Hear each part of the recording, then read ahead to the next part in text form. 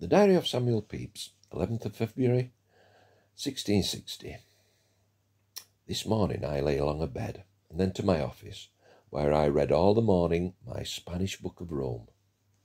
At noon I walked in the hall, where I heard the news of a letter from Monk, who was now gone into the city again, and did resolve to stand for the sudden filling up of the house. And it was very strange how the countenance of men in the hall was all changed with joy in half an hour's time.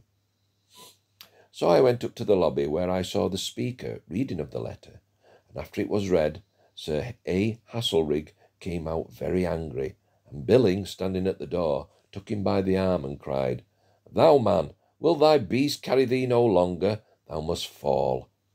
The House presently after rose, and appointed to meet again at 3 o'clock. I went then down into the hall, where I met Mr. Chetwynd, who had not dined no more than myself, and so we went toward London, in our way calling at 2 or 3 shops, but could have no dinner. At last, within Temple Bar, we found a pullet ready roasted, and there we dined. After that we went to his office in Chancery Lane, calling at the Rolls, where I saw the lawyers pleading. Then to his office, where I sat in his study singing, while he was with this man, Mr. Powell's son, looking after his business. Then we took coach for the city to Guildhall, where the hall was full of people expecting Monk and Lord Mayor to come thither, and all very joyful. Here we stayed a great while, and at last, meeting with a friend of his, we went to the 3-Ton Tavern and drank half a pint of wine. And not liking the wine, we went to an alehouse, where we met with company of this third man's acquaintance, and there we drank a little. Hence I went alone to Guildhall to see whether Monk was come again or no, and met with him coming out of the chamber, where he had been with the mayor and alderman. But such a shout I never heard in all my life, crying out, "God bless your excellence!" Here I met with Mr. Locke, and took him to an alehouse, and left him there to fetch Chetwynd.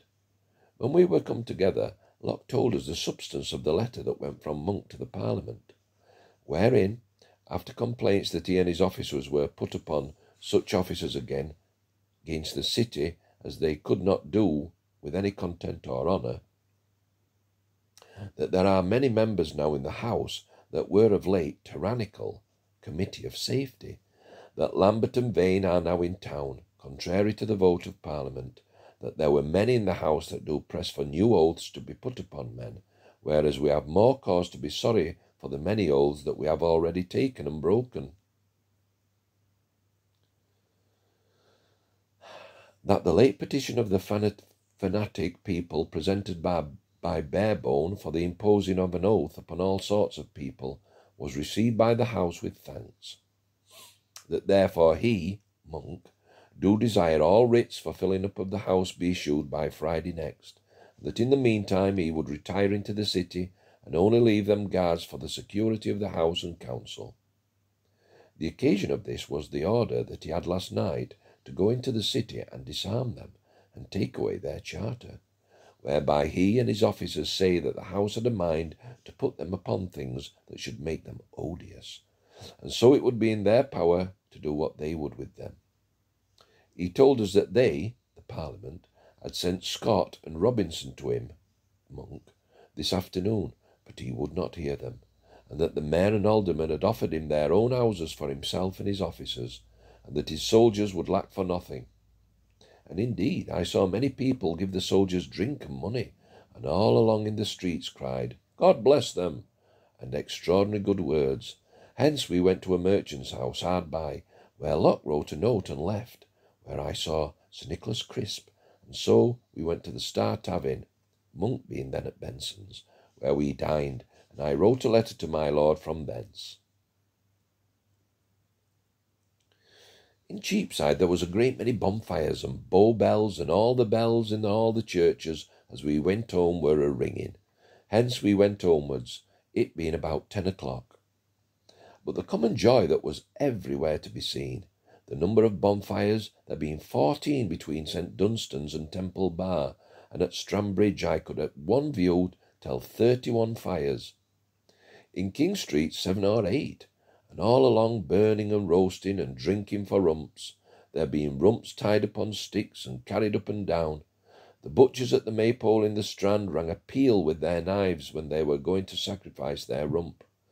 On Ludgate Hill there was one turning of the spit that had a rump tied upon it, and another basting of it. Indeed, it was past imagination, both the greatness and the suddenness of it. At one end of the street you would think there was a whole lane of fire, and so hot that we were fain to keep still on the further side merely for heat.